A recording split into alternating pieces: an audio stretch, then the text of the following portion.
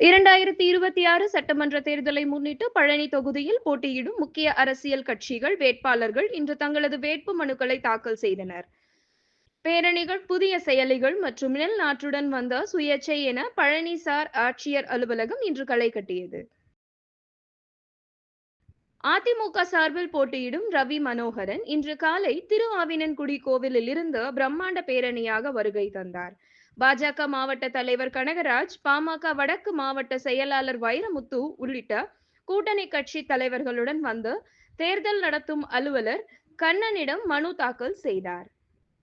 மத சார்பற்ற முற்போக்கு கூட்டணி சார்பில் போட்டியிடும் மார்க்சிஸ்ட் கம்யூனிஸ்ட் கட்சி வேட்பாளர் பாண்டி, பழனி சட்டமன்ற உறுப்பினர் பி. செந்தில்குமார் மற்றும் கூட்டணி நிர்வாகிகளுடன் வந்து தனது வேட்பு மனுவை சமர்ப்பித்தார்.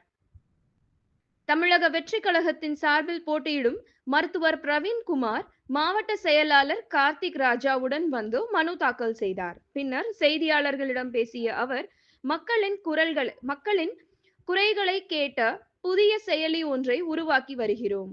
வெற்றி பெற்றதும் அந்த செயலி மூலம் மக்களின் கோரிக்கைகள் உடனுக்குடன் நிறைவேற்றப்படும் என புதிய அறிவிப்பை வெளியிட்டார்.